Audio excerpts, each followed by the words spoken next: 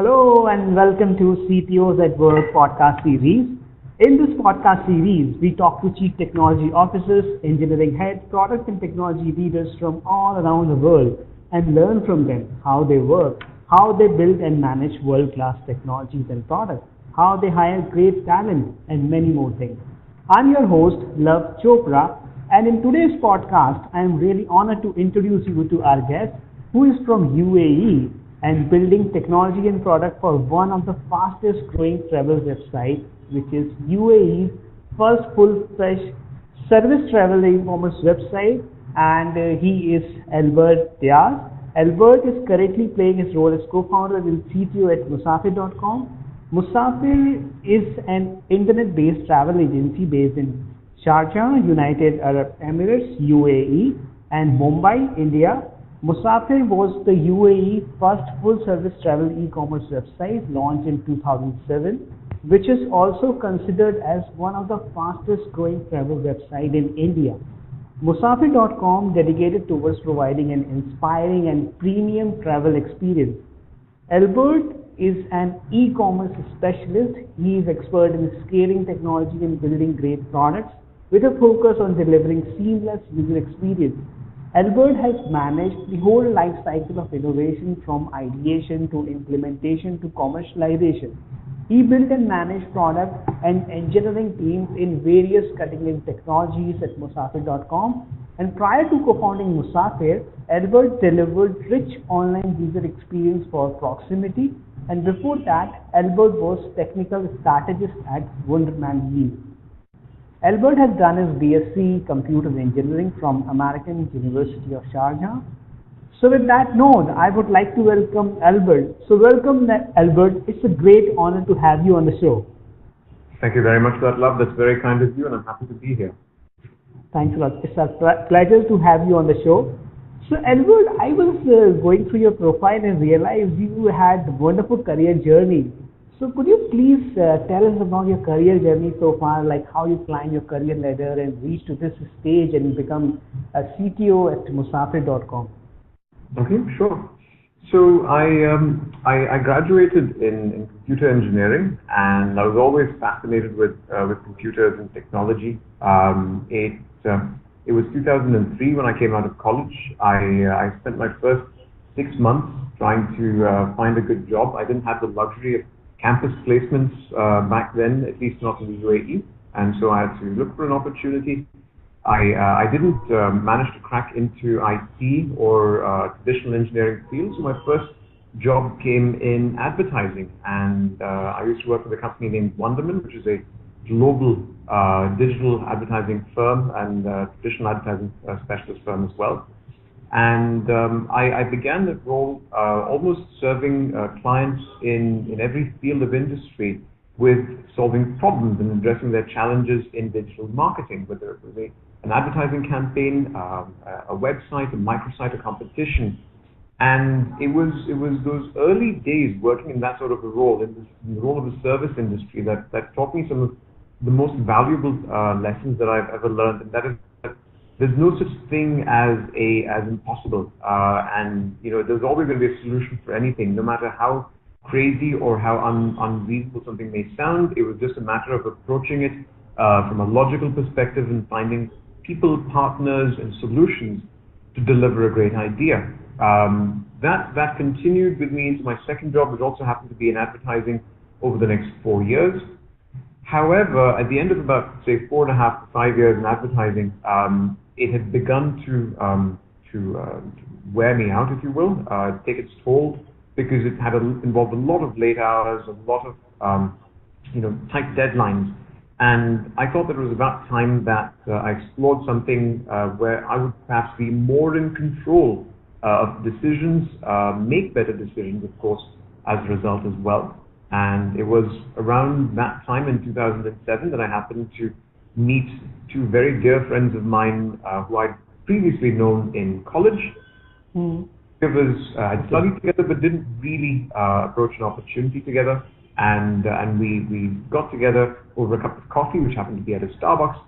And we realized that there was a tremendous opportunity to do something in travel travel was booming in India at that point in time, and had already been very prevalent online for several years before that. And we saw an opportunity to bring that concept in the form of an online travel agency to the UAE, to the Middle East, and the rest is history. We spent the next 10 years, growing the business, nurturing it, and in those years, I've learned a lot of lessons along the way. But I think it was those early formative years that taught me some of the most important lessons and helped shape my career. As I said, I'll say it again. Impossible was not an option. We just had to find a solution, and I've carried that spirit with me through my years in Musafir as well. Thanks a lot, Albert, for sharing this. It sounds like a really inspiring journey, like how you started from a non-IT, a career into advertising and marketing, and then how you actually transition it and co-founded this great company. And you absolutely right that impossible was absolutely not at all an option, and actually you doing something great. And I'm really grateful, Albert, to talk to you and understand your thought process, your journey, and how you actually doing it. So at that point of time, Albert, when you started Musafir.com 10 years ago, so at that point of time, like, you were hands-on with technology, coding, or at that point of time you were not, and you have to learn all the skill set, how to set up the servers and all those things? Yeah. Well, I don't think anyone, I know that in a lot of businesses today, things may be different, but I certainly didn't join the business as a CTO. I think that I didn't believe I had everything that was needed to be a CTO at that point in time. And truth be told, I think there are other peer CTOs around there in the industry who do far more and have perhaps accomplished more than I have. But I think when we began with software, the titles mattered very little. Yes, we had to get our hands dirty and dig in. My background at that point in time was as a hands-on engineering manager, so I was very comfortable, and I still am to this day very comfortable getting my hands dirty, working with engineering challenges. In fact, it's the part I love the most. And I think more than the engineering in our early days with Musafir, and you'll hear this from a lot of other fellow startups, people who stepped into these sorts of roles have to do more than just engineering. And I think that in the early days of Musafir, I think I was engineer / manager / chaiwala / accountant / office boy. It was everything. And I think this is very common. You'll hear in a lot of startups. It's a spirit you have to have if you want to persevere in a startup. And I think engineering was the least of our problems. I was very happy to do that and very proud of what we did. But there's far more hats than that you need to wear in a startup. Great, thanks for sharing that. And you absolutely right that being a CTO of a startup is not only about engineering, it's actually about a lot of things, lot of more things. It's products, it's sometimes becoming a child as well. Yep. Absolutely. Yep. So Albert, you have actually transitioned into various roles, and you have played a various responsibility throughout your career journey. So according to you, what do you think should be the ideal role of a CTO in any company, or how you think that it grows according to the stages and size of the company? I think that in a budding startup, I think that every CTO needs to roll up their sleeves and jump in. And I think that's almost a mandatory. It's not that it's optional later on. I think the percentage of mandatory perhaps changes. I think in a startup in the early years, the first perhaps 5 years, I think it should occupy easily about a 50, if not 90% of your time. But as we've grown as a business, I've come to realize, and I'll admit took a bit of time, that my role today is perhaps more of an enabler. I think we're very fortunate to have some very gifted people who've joined us over the years and work with us at software today to deliver the products that we deliver and deliver the solutions that we achieve. And my role in that ecosystem is to help people do their best, to help people achieve their best, to help them understand what our ambition, our mission is as a company, and to constantly reinforce that, but to be an enabler that helps them collaborate, that enabler that inspires them to do more, and an enabler that perhaps drives them or pushes them to think harder and innovate more. I think that's the role of CTOs in a business of around our age. I think we've crossed the 5-year threshold. We're in our 10th year right now. I would imagine that as you push that further, that the role becomes perhaps more visionary, if you will. I think we're beginning to enter into that stage in the next decade of our life as a business. I'm not in that position just yet, but I hope that kind of sheds a little bit of light in terms of how early CTOs might differ from a mid-term CTO, and how perhaps it might change into a longer-serving CTO. Yeah, great. And that was very insightful, the details you mentioned.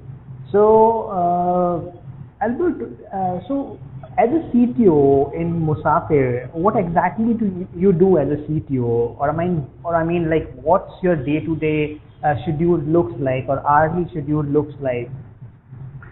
Well, I think in the position we're at today, approximately, I would say about 70-75% of my day perhaps goes into meetings, and I know it doesn't sound very exciting, but these are meetings with people who help me as a business to achieve what we set up to achieve. So in understanding what other people are doing in their units, and in ensuring that they're in the right direction, and also understanding what's perhaps lined up next to them, what they should be looking into in terms of ensuring that our roadmap is well defined, and that people are running against that particular roadmap.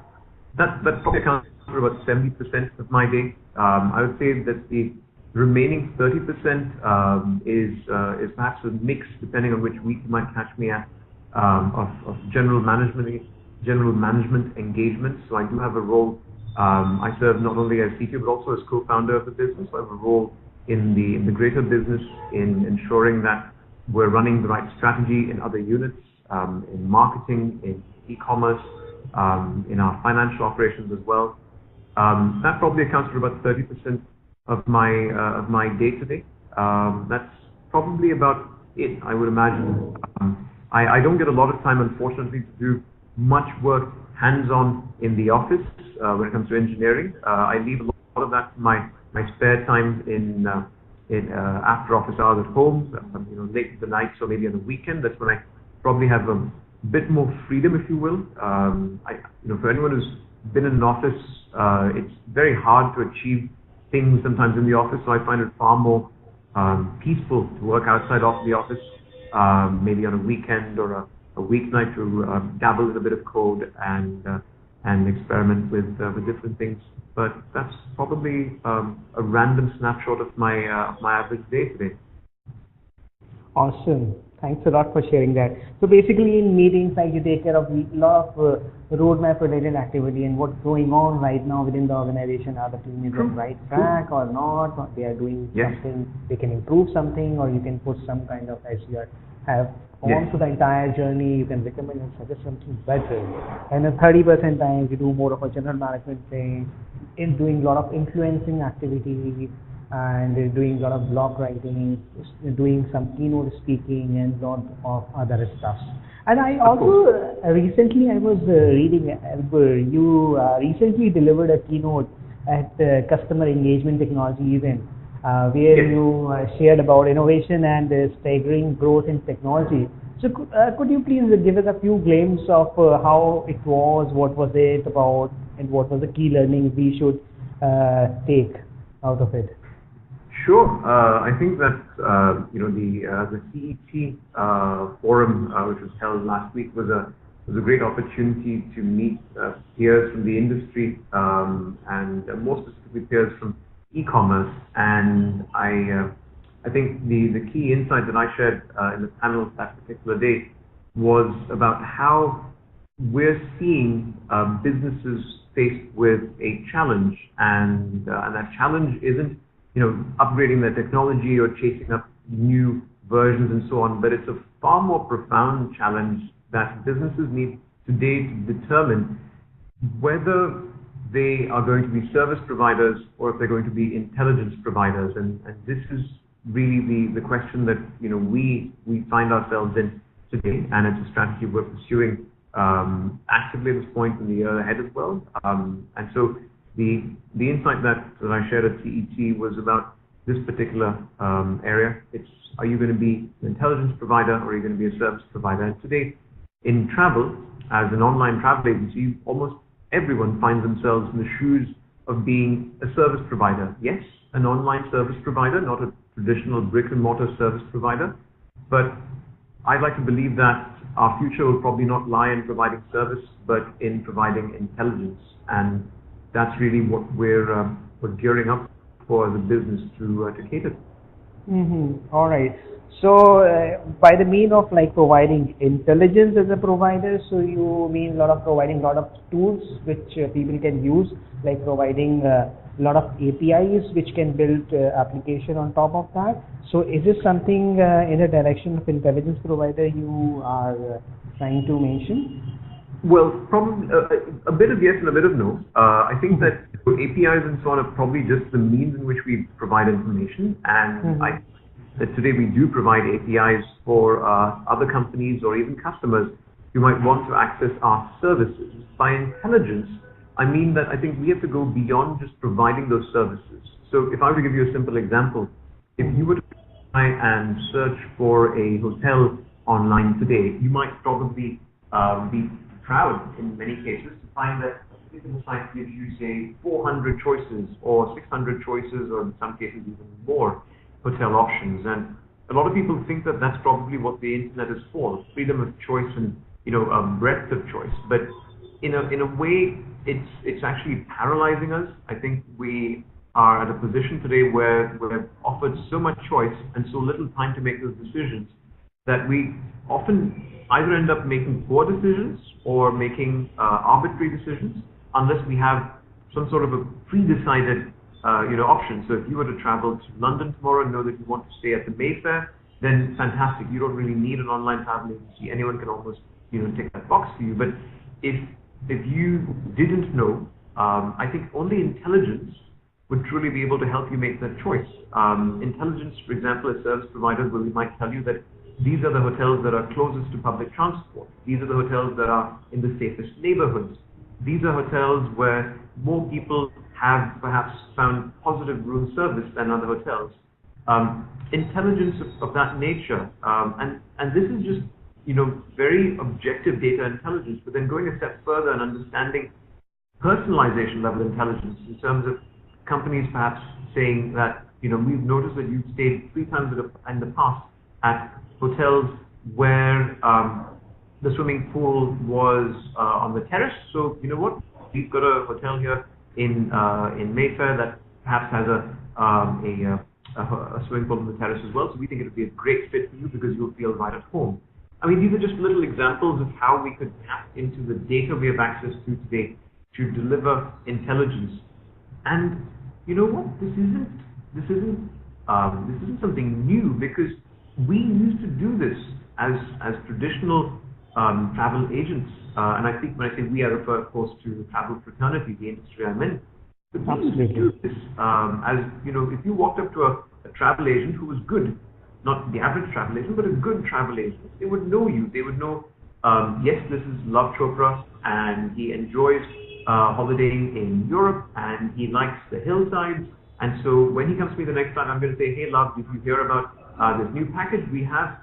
It's not what everyone's going to in terms of Switzerland, but this is in Argentina, and it's come for a great deal. We think you would enjoy it. How fantastic would that be if you could walk up to any travel site today and have even a fraction of that experience?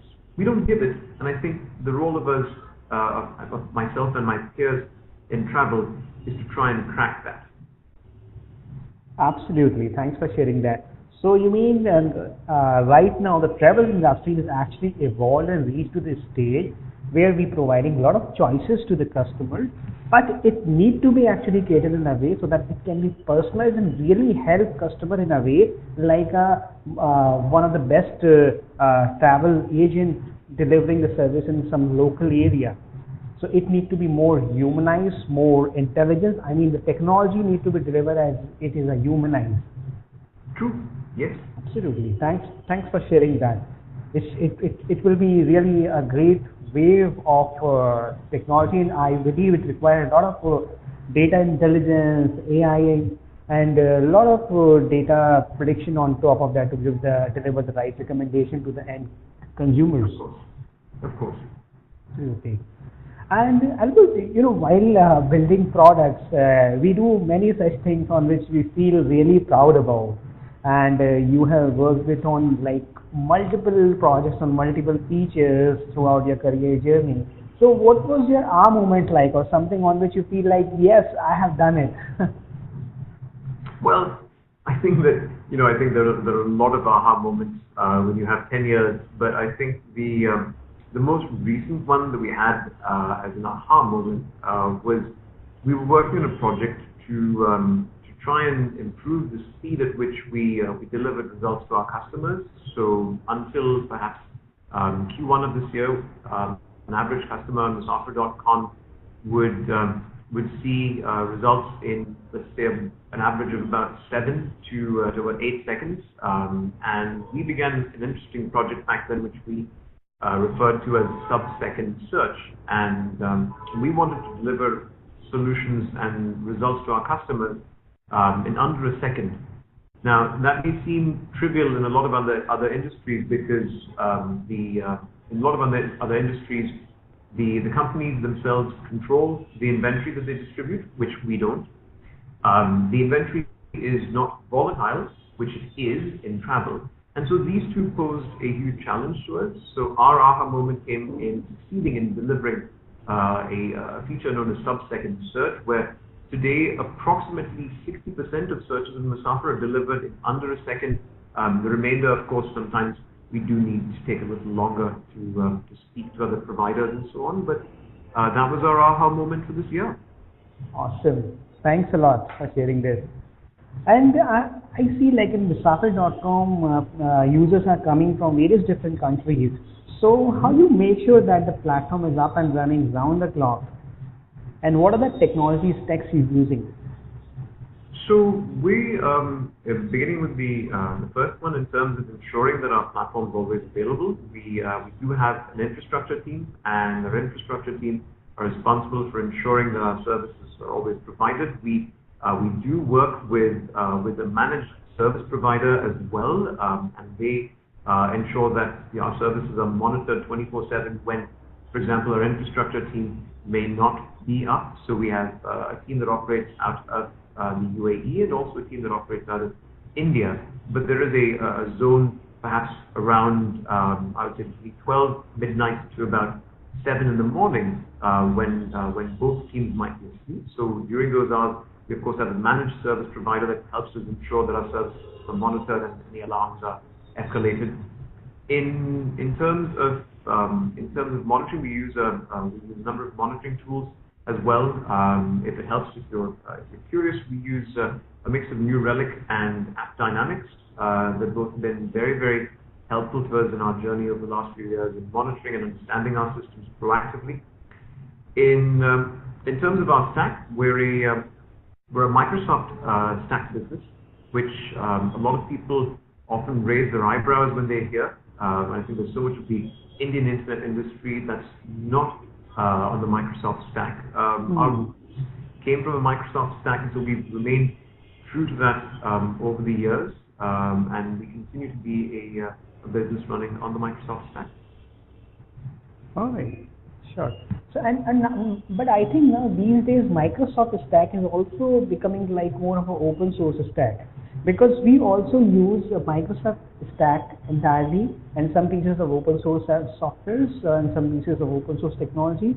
So I can truly understand the power of Microsoft stack, but definitely people raise a lot of eyebrows when we talk for the internet startups or internet company case, if people talk about that, we are using a technology with a Microsoft. Very true. Absolutely. So you have an infrastructure team and you have a managed service provider team. So that infrastructure team is your in-house team, and managed service provider is the team which is outsourced to some other third-party vendor. All right. That's correct. Yes. All right. And Albert, what kind of reports you like to see? Like you like to see a daily or 15 days or like monthly CPU utilization report, or like how much time user is spending, or what kind of reports basically you think make more sense for the CPU to look at? So, I think on a daily basis, we do look at utilization reports and key performance indicators such as, for example, response speed, in terms of search volume, in terms of inbound and outbound traffic, in terms of attacks or suspected attacks, of course. These are some basic metrics that I get in my box every day, and I do review those every day in addition to our infrastructure team, of course, just to make sure that I'm on the pulse with anything that might be happening. With the platforms we use, such as New Relic and App Dynamics, we also receive proactive alerts in case of any unusual trends. So if we see unusual CPU utilization spikes and so on any particular servers. But that only happens in the case of an incident. On a normal basis, I wouldn't review those resource utilization reports any more frequently than on a monthly basis, because we do have teams that look at daily utilization, but we generally review resource utilization on a monthly basis. What perhaps tends to happen on a more active basis, on a fortnightly basis, is a deeper performance audit. So we look at metrics that go beyond just search response time, but also in terms of customer experience, in terms of our user journeys, in terms of how much time they take in going through our funnels, and seeing whether our products are actively helping customers move through the funnels faster, or some experiments may be slowing them down. These are things that I tend to review on a fortnightly basis with our team, but that's really about it. I don't have an active weekly data point today. It's really more daily, fortnightly, or monthly. All right. Thanks a lot. So, I mean, the CTO, every company CTO has to be very rigorous and religious about all these reportings, which is actually directly related to the business and application performance of the organization. Cool. So, Albert, these days technologies are actually changing in a very fast pace, and especially in your industry, there are a lot of competition out there. A lot of international players like Trivago and India Make My Trade and Ziggo, and a lot of players are around. Technology is changing in a very fast rate. So how you keep yourself aligned with the new technology, and you make sure that the company technology direction is on the right track? Well, there are two. I think I do try and keep in touch with everything happening in the industry, but that can also sometimes be overwhelming because there are a lot of different people trying a lot of different things. So the very simple approach we have to, if you will, proving the pudding of each of these techniques is to really put them to the test, put them to use. So we have two initiatives running in the business. One is an initiative known as Innovation Day, where we bring together our teams, and that's everyone across the board with no holds barred, and we share a series of problem statements with them across the business and invite them to bring in their problem statements, and to then find and apply new or innovative technologies that are out there that people are talking about, and deliver it within a 24-hour window. Now that delivery may not necessarily be a solution that we might take into production, but at the very minimum, if we've built an expert on a new up-and-coming piece of technology, then fantastic. And we've been running this for the past 3 years right now, and in those 3 years, our record today stands at roughly about 45% to 50% of those technologies we've identified, and this means eventually making their way into production. Simple things are, for example, 3 years ago, tag management was a challenge for us. We experimented with tag management, and today we use a specialist tag management tool. about 2 years ago, we were looking at neuro-linguistic programming, and we were looking at natural language processing and a number of other experiments that year. Natural language processing today is still in beta, but it's something that actually went forward, but it's on its way, so it's slightly more complex as a challenge. And there are several more from there. This is one of the initiatives we take to keep ourselves not just in touch and aware of what's happening out there, but also to, if you will, quickly prototype and quickly test new technologies. The second is we have an initiative which was led by another team, another gentleman in our business, as a matter of fact. His name is Chopra, and he heads up our OTA business. And he began an initiative which we've embraced in our technology team today, which are brown bag sessions, where we celebrate people in our business who are able to place innovative ideas and techniques in their daily challenges. So if someone out there has found an innovative way to solve a problem without being told about, innovate, but they've just done it in their own initiative, we celebrate that. We've asked them to come up, write a blog post about it, bring them into the session in the conference room, invite all our teams and share what they've achieved. These are the two things that we do as a business today to perhaps keep ourselves aware, trial and test, and also celebrate people who are able to deliver. Awesome. Thanks for sharing that. And I actually very happy to know that you're doing a lot of research onto this kind of on new technology initiatives and doing these kinds of programs, which is really helpful for the entire growth of the organization, and for every person will get a boost and a growth into the organization. And I was also reading, Albert, that recently Musafir.com has launched a technology center in Pune in India. So could you please tell us about something more about that? Is it a research R&D center, or is it a some kind of labs you're setting up out there? It will be more of a infrastructure management you will sit out there. Sure.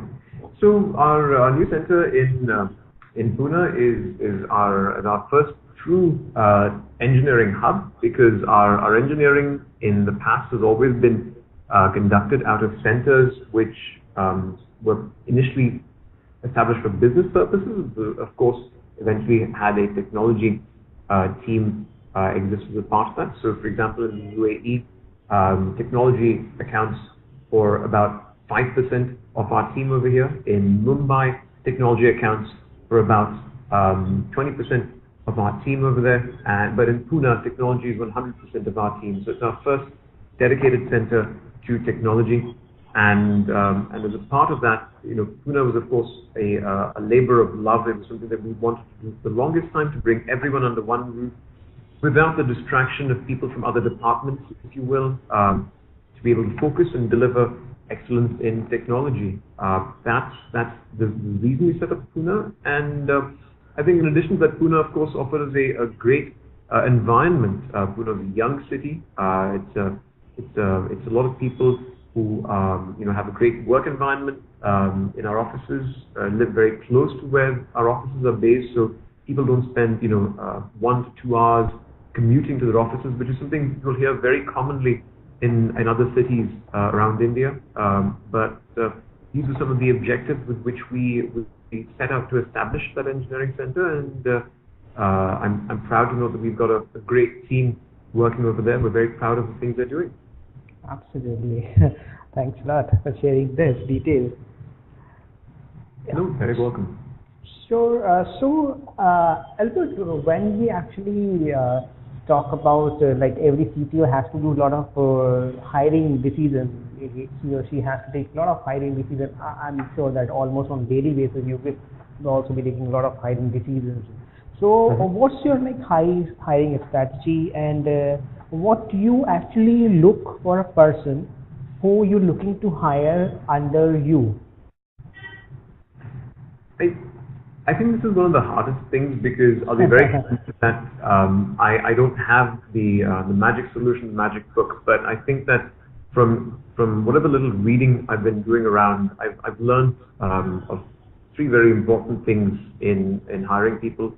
I think the first, and this has served me very well, and I can't remember if it was Mark Zuckerberg or someone else who said this, but the statement was that you should hire people who you would like to work for yourself. And I think that's probably one of the most profound things that has guided the people we've hired over the last 10 years. We've always strived, and I know this is not possible 100% of the time, but we've always strived to hire people who we would love to work for. And it's reflected not just in, if you will, technological prowess, but it is also reflected in perhaps their emotional skills, in their ability to build relationships with people, guide them, motivate them. And whenever we see someone tick that box, we're very happy to know that this is someone who will truly grow with us as a business, because that's a very simple check. That was the first. The second, I think, and this is important for us, I always look for people who have an interest in understanding problems, and more than just understanding problems, who are able to clearly think about a problem. And this is often a challenge because there are a lot of people who have a lot of ideas out there, and people who come from some very impressive backgrounds, but travel is an industry where we often face different problems and have different challenges. And I'm often disappointed when people can't solve a problem with a simple statement or a simple train of thought, or a clear train of thought, to be more precise. And so that's the second aspect that I look for that's very, very important to us, to me as a business: clarity of thought and approach. I think last but not least, this is often the fundamental, the 101, skill. And I think skill is very important to us. I don't really pay perhaps much attention to whether someone has 10 years of experience, 3 years of experience. I'm very happy to see someone who's got a year of experience and maybe just as good as someone who has 10. And we prefer people who are skilled as opposed to experienced, and it's reflected in some of our recent hiring as well. We've chosen people who are perhaps not as experienced in age or years, but are perhaps more capable in skill, and use a mix of assessment tools, of course, to validate those assessments of skill. But I believe these are probably the three things that I look for in people who join us today. Thanks a lot for sharing it very honestly, because sometimes I hear like these lot of advices from people. Sometimes they talk about a lot of very fancy stuff when we talk about hiring, and I'm really grateful that you share it honestly. And one thing which you mentioned at the beginning is like the people which we're going to hire, we should feel like comfortable working with it. So it's sort of, you think, sort of some a relatively intuitive decision? Well, at some percentage, or probably like 5% to 10%. Well, I think in every hiring process there will always be subjective and there will be objective decisions that are made. I think that the objective decisions are the decisions that sign off a piece of paper at the end of the day. So we're very clear that objective decision making is important, but I guess 5% of our decision making might be subjective. So if we see someone, for example, who might, let's just say two candidates, and we see two candidates who've got the same skill, and two candidates who perhaps have the same clarity of thought, I think and I think almost any other business would be inclined to hire someone who perhaps at that point might have more people skills, might have better ability to be a member of a team, partake in team decisions, to share people's sorrows, share people's joys and happiness, whether it's personal life, whether it's achievements in business. So that subjective aspect there is an important part in decision making when all else perhaps are equal. Absolutely. So, Albert, I would like to ask you a lot of questions. In fact, I have a lot of questions in my mind, and as you're talking about, and a lot of new questions are coming into. But as a respect of the time, I would ask you one final question, and then we will wrap up this session. So, finally, I would like to ask, from your personal perspective, like, what are the vital skills you think are required to succeed as a CTO? I think in no particular order. I think it is a hunger to learn, and also a willingness to learn. I don't think that we'll ever have learned everything as CTOs, and I think there's a lot out there that we need to learn. So I think a hunger and a willingness to learn is an important skill, one. Two, I think that's an ability to look into the future. I know it's not really it's not as, it sometimes cannot be a skill, as more sometimes can be a knack, perhaps, I guess. But I think to be able to see things, to be able to preempt, I think is an important skill. You don't want to be the CTO who's caught while the rest of the world's moving ahead and realize that you're going to take another, for example, 3 years or 5 years to catch up. So I think being able to preempt is an important skill. And I think last and by no means least, I think that just as with any leadership role, I think that it's important to have the ability to understand people. And I think that the last 14 years have taught me a lot about people, about understanding when someone may need a particular approach versus another approach, when someone might need a more compassionate approach versus a more perhaps a more inspirational approach. And I think at the end of the day, we're in the positions we are, and we achieve the things we achieve because of the people who work with us. And so people, last but not least, I think are the third thing over there.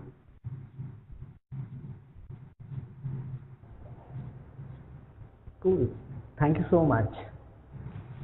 So thank you so much for sharing such a great insight, Albert. It's really a great honor to have you on our show. And I'm sure whoever is listening to this podcast must have learned some great lesson out of it. And whoever is listening here, if you guys have any question for Albert, please feel free to write into the comment section and we will definitely get back to you. Thank you so much for being with us, and stay tuned for the next podcast. Goodbye and see you soon.